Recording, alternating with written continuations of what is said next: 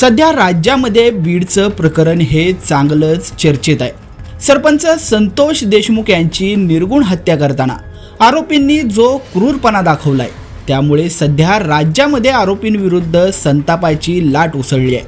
आरोपींनी संतोष देशमुख यांची निर्गुण हत्या करण्यासाठी 41 इंचाचा एक गॅसचा पाईप, 4 लोखंडी रॉड, 5 क्लच वायर आणि धारदार कत्ती याचा वापर करून देशमुखांची निर्गुणपणे हत्या आरोपींनी केलेली होती।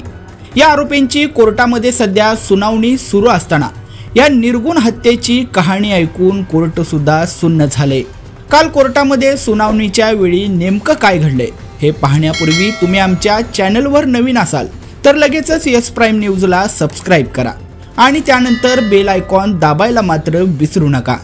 सध्या संतोष देशमुख यांच्या हत्याकांड प्रकरणामध्ये 6 आरोपींना काहीच दिवसांपूर्वी पोलिसांनी अटक केली आहे। या 6 आरोपींमध्ये जयराम चट्टे, प्रतीक घुले आणि महेश केदार यांना 12 दिवसाची CID पोलीस कोठडी देण्यात आली आहे, तर विष्णू चाटे, सुदर्शन घुले आणि सुधीर सांगळेला पोलिसांनी अटक केली आहे। दरम्यान संतोष देशमुख प्रकरणाचा तपास करणाऱ्या SITच्या टीमने आरोपींच्या मोबाईलमध्ये सरपंचाची निर्गुण हत्या करतानाचे व्हिडिओ रिकव्हर केलेले आहेत।